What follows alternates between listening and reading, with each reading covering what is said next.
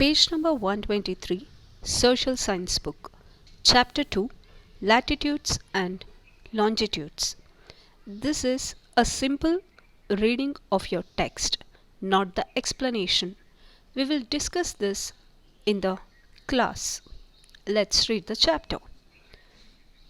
We know that the shape of the earth is like an orange.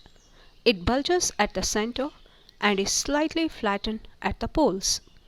The term used to describe the shape of the earth is geode, meaning earth-shaped. The diameter and circumference from pole to pole are slightly less than the equatorial diameter and circumference.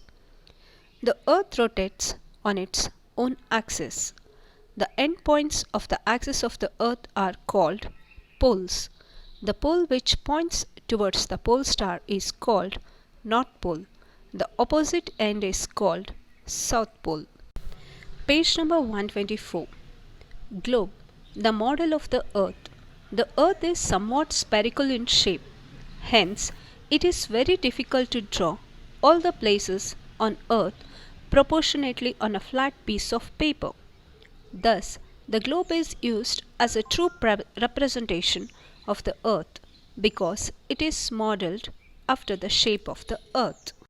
The oldest globe that still exists was made in the year 1492 by a German cartographer, Martin Behem. Later, the Dutch became well known for making the best globes. A globe is a three-dimensional model of the earth. We can rotate a globe on its tilted axis. A globe shows land masses and water bodies of the earth on a small scale, but in their correct shape and proportion. Locating places on a globe. The earth's surface is vast, so to help us find places, imaginary lines called latitudes and longitudes are drawn on a globe.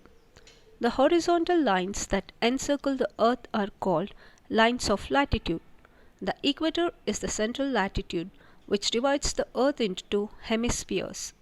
The word hemisphere literally means half sphere. The part of the earth that is north of the equator is called the northern hemisphere. Similarly, the part of the earth that is to the south of the equator is called the southern hemisphere. The lines which run north to south are called longitudes.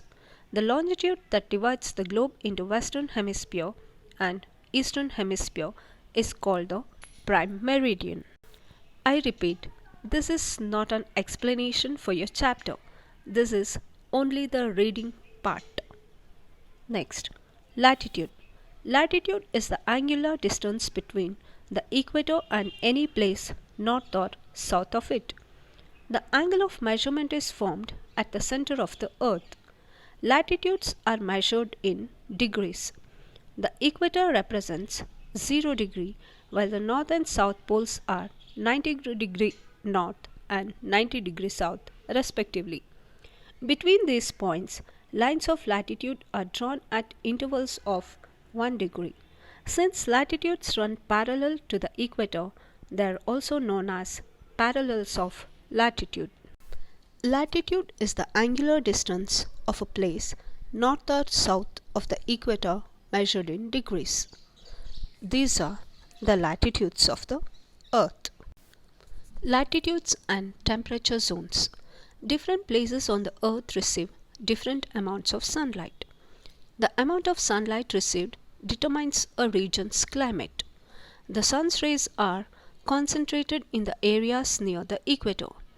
As we move away from the equator, the rays of the sun become increasingly slanting.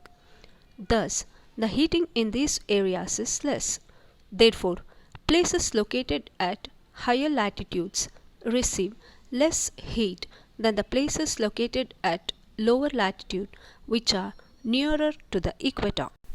The tilt of the Earth's axis also affects the climate of a place.